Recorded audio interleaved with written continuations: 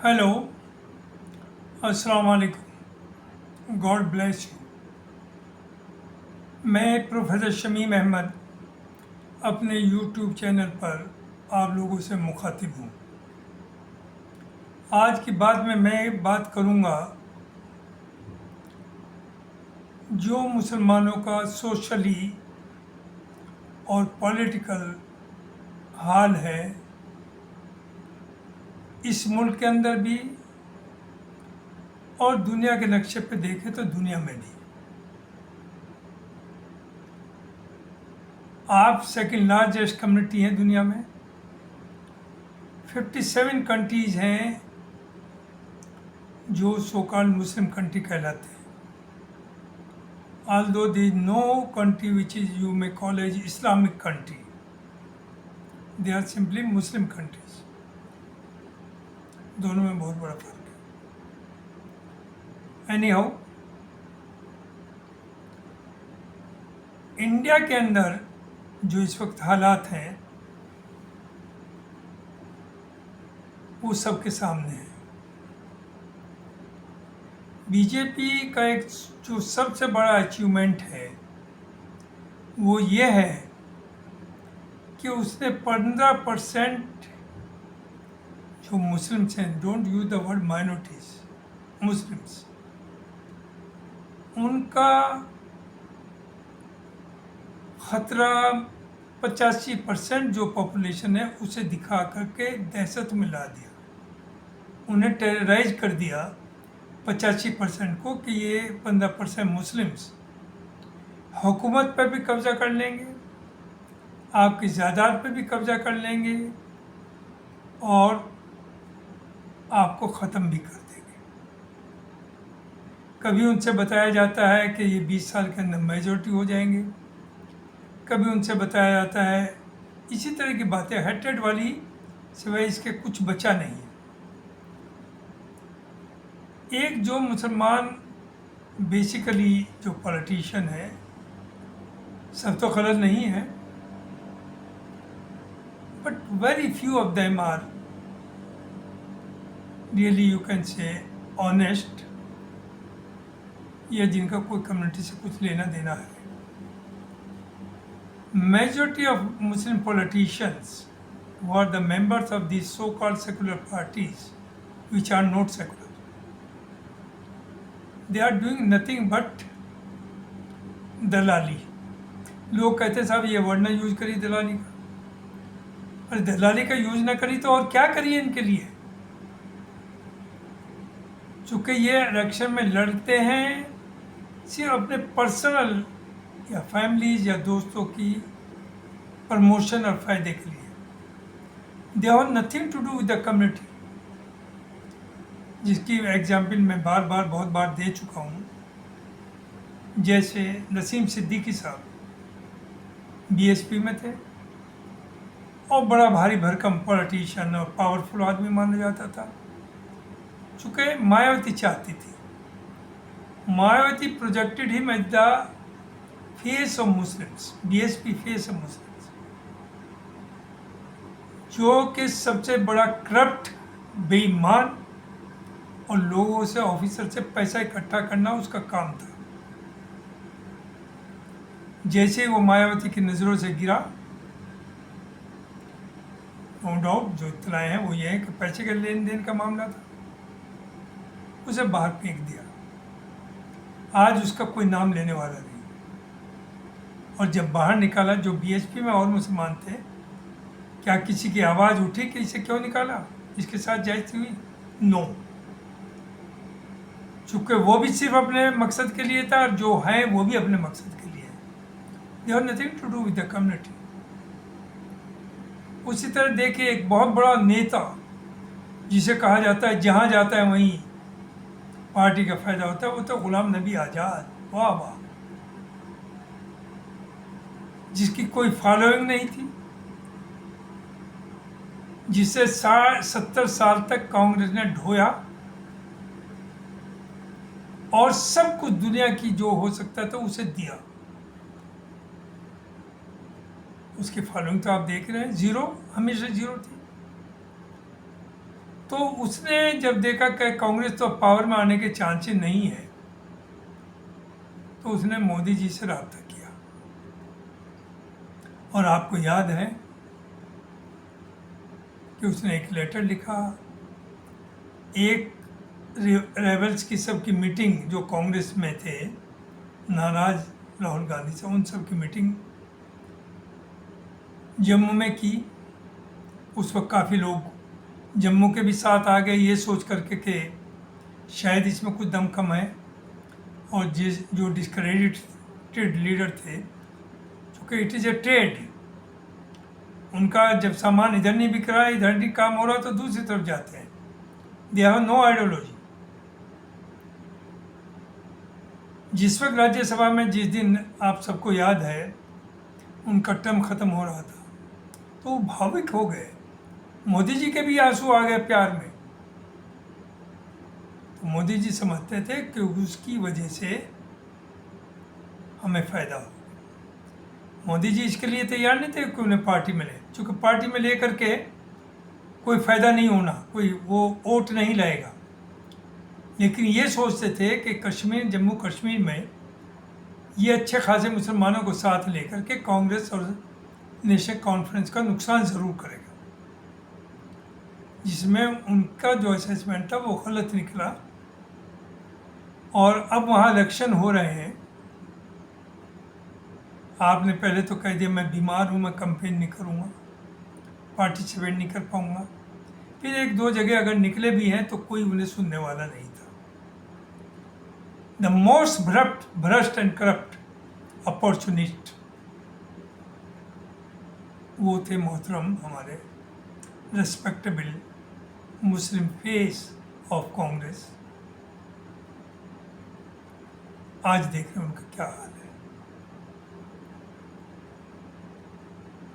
सबके सामने। उसके बाद आइए, जो ये मैं कई बार पहले भी रिपीट कर चुका हूँ, आजम खान साहब। आजम खान साहब was supposed to be the face of Muslims in Samajwadi party.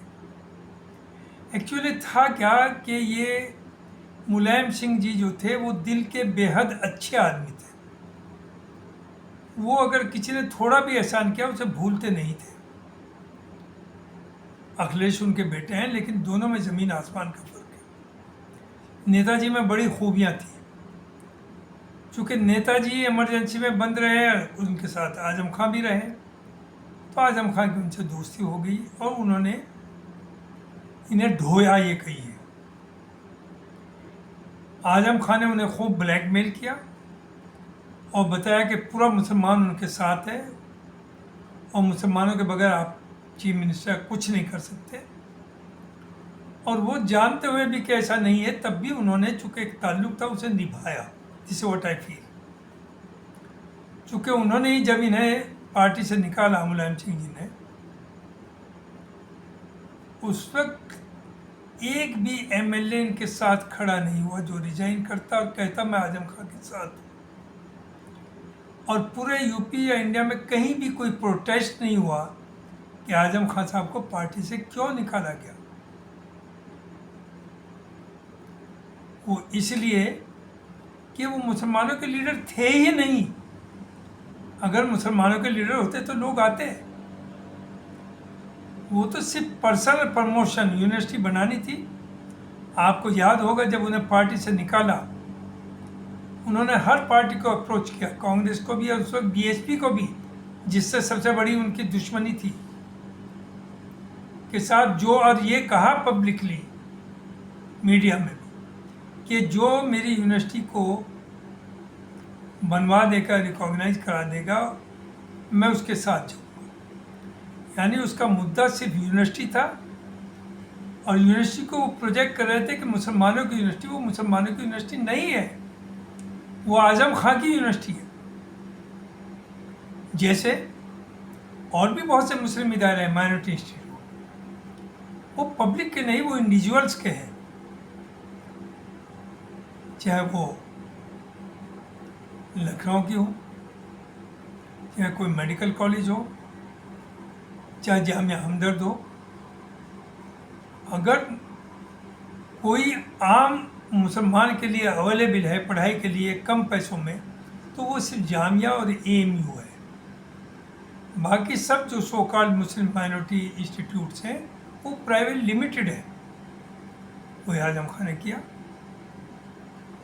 तो आजम खान अब जेल में है सालों से। बेटा भी था, बेटा भी है, खुद भी है, वाइफ भी थी, और वाइफ अब निकाल भी दी गई, तो बेल पर है। उनके ऊपर अगर 85 केसेस है तो 85 में से 75 मुसलमानों के करे हुए केसेस हैं। चूँकि उन्होंने जितना ये कहिए दादागिरी दिखाई वो मुसलमानों पे ज़्यादा दिखे as compare to non Muslims. तो he was not a Muslim face, और किसी को उन्होंने आगे भी नहीं बढ़ने दिया।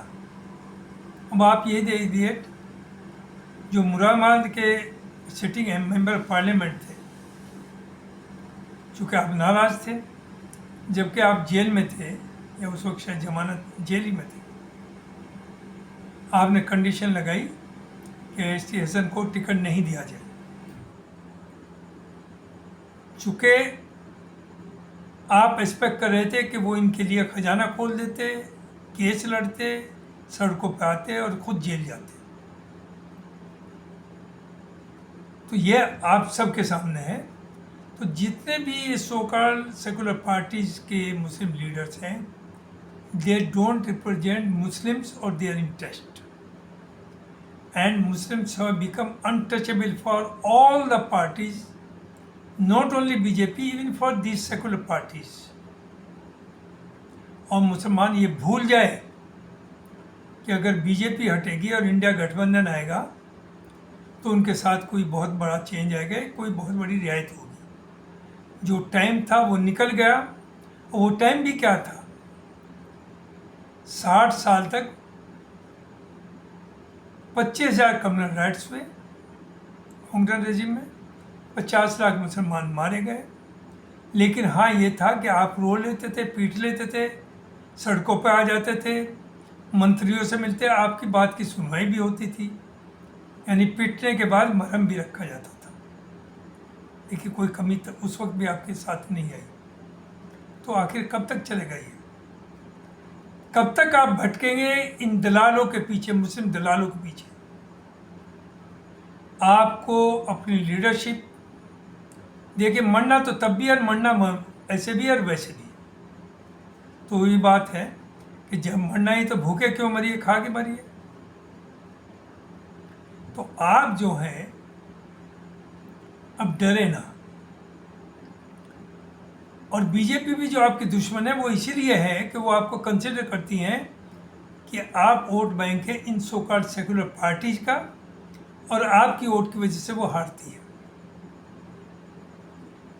और ये आपको आगे रखते हैं। आपके मसले लेके चलेंगे, आपकी दुश्मनी क्रिएट करेंगे, और जब आपकी पिटाई होगी तो ये ताली बजाएंगे कि मुसलमान जाएगा कहाँ, अब तो इसे वोट देना ही देना है हमें। तो उन्हें सिर्फ आपको वोट चाहिए, आपकी ज़रूरत नहीं है। तो इसलिए आपके लिए एक ही रास्ता है कि अपनी मैं नहीं कहता पॉलिटिकल बनाइए, आप सोशली बनाइए। एक अपनी बहुत स्ट्रॉन्ग ऑर्गेनाइजेशन या पॉलिटिकल पार्टी बनाइए, अपनी लीडरशिप कायम करिए, और वो लीडरशिप भी नेगोशिएट करेगी इन अपोजिशन पार्टी से, इंक्लूडिंग बीजेपी। चूँकि बीजेपी की दुश्मनी आप जानते हैं वो इसीलिए है कि वो जानती है आप उसे वोट नहीं देंगे, वो जानती है कि आप हमेशा उसे हराने की कोशिश का, आप नाराज सबसे आगे तो आप ही रहते हैं कि बीजेपी हराओ। बीजेपी हारेगी ना तो आप सीएम बनेंगे ना आप पीएम बनेंगे, और अगर वो नहीं हारी तो आपकी ठुकाई और होती है खूब जम के, जो हो रही है आजकल। तो आप क्यों किसी को अपना दुश्मन बनाना चाहते हैं? जो अगर जब आपकी स्ट्रॉन्ग होगी, आप एक जगह इकट्ठे होंगे तो आपकी एक आवाज़ होगी। और आपने 2024 का इलेक्शन में देखा भी कि जिसके दो कभी सिचुएशन ऐसी होती है कि आपके 2 एमपी भी हैं तो आपका मिनिस्टर भी होता है, आपकी भागीदारी हो गवर्नेंस में। आपकी पार्टी अपनी पार्टी खड़ी करिए, ऑर्गेनाइजेशन खड़ी करिए, अपनी लीडरशिप खड़ी करिए। और नहीं करने में मुश्किल है तो ऑलरेडी असदुद्दीन ओवैसी दिया, he is the only politician who is representing Muslim voice, who speaks for the atrocities against Muslims. अब अगर आपकी माँ बहन या बाप बेटे के साथ जुल्म हुआ, उसूल की बात तो है कि ये सेकुलर पार्टीज बोले, आपकी लिंचिंग हो, आपका घर गिराया जाए, आपको गोली से मारा जाए, झूठे केसों में फंसाया जाए। लेकिन अगर ये पार्टीज नहीं बोलती तो क्या ओवैसी भी ना बोले? क्या उन बातों को कहने में कमनल हो जाता है? वो बोलता है, उसे अल्लाह ने हिम्मत दी है। और जो अल्लाह से डरता है वो किसी से नहीं डरता। और मरना भी यह है कि आपका अगर ईमान है तो आपका मौत का दिन भी तय है और किस तरह से मरेंगे ये भी तय है, कोई आपको बचा नहीं सकता। तो बेसिकली सच्चाई यही है कि हम अल्लाह से नहीं डरते, दुनिया से डरते हैं। अगर सिर्फ हम अल्लाह से डरें तो आपको कोई कुछ बिगाड़ नहीं पाएगा। वर्ल्ड के नक्शे पे देखिए, ईरान वो मुल्क है जो सिर्फ अल्लाह से डरता है। 20 साल से उसके खिलाफ सैंक्शंस हैं, थ्रेट दिए जाते हैं, उनका प्रेसिडेंट मारा गया, उनका जनरल मारे जा रहे हैं, लेकिन दे हैव नॉट सरेंडर्ड। वो खड़े हुए हैं सीधे। और अमेरिका जाने कितनी बार with the support of Arab countries धमकी दे चुका है कि हम अटैक करेंगे। उसने कहा हिम्मत करिए, हम बर्बाद होंगे लेकिन आपको सबको बर्बाद कर देंगे। अभी देखिए जो हालात चल रहे हैं, कुछ भी हो सकता है वहाँ, एनीथिंग मे हैपन। हम भी जानते हैं कि ईरान बहुत बहादुर नहीं है। एक तरफ अमेरिका, इजराइल, पूरा यूरोप, और एक तरफ वो अकेला। रशिया चाइना साथ है, लेकिन वो उस तरह खुल के साथ नहीं है जैसे अमेरिका इजराइल के साथ है। तो इसलिए आपके पास कोई चारा नहीं है। अब बहुत हो चुकी, बहुत देख चुके। अपनी लीडरशिप कायम करिए, अपना झंडा, अपनी पार्टी, और कोई ऐसा काम ना करिए जो मेजॉरिटी कम्युनिटी को तकलीफ पहुंचे। वो आपके बड़े भाई हैं, आप छोटे भाई हैं। वो 80% है, आप 15% हैं। तो इसलिए जितनी जिम्मेदारी उनकी है कि आपको प्रोटेक्शन दे, उतनी जिम्मेदारी आपकी है कि कोई भी ऐसा काम ना करें जो मेजॉरिटी कम्युनिटी को तकलीफ पहुंचे। तो मेरी यही रिक्वेस्ट है कि आपके पास कोई चारा नहीं है इस वक्त एक्सेप्ट कि आप अपनी लीडरशिप कायम करें, आपस में बटे नहीं। बीजेपी क्यों कोशिश कर रही बांटने की? कभी पसमानदा है, कभी कुछ और है। वो सिर्फ इसलिए कि आपका वोट उसके खिलाफ जाता है और उस वोट में सेंध लगानी है, उसे बंटवाना है। तो आपको बंटवाने की ज़रूरत नहीं। अपनी पार्टी खड़ी करिए, अपनी लीडरशिप खड़ी करिए, एक साथ आइए, और जो पार्टी आपके हकूक़ एज पर कॉन्स्टिट्यूशन आपके राइट्स देने को तैयार हो, सिक्योरिटी देने को तैयार हो, आप उसके साथ अलाइंस करें, उसके साथ जाएं, वो कोई भी पार्टी हो। Thank you very much.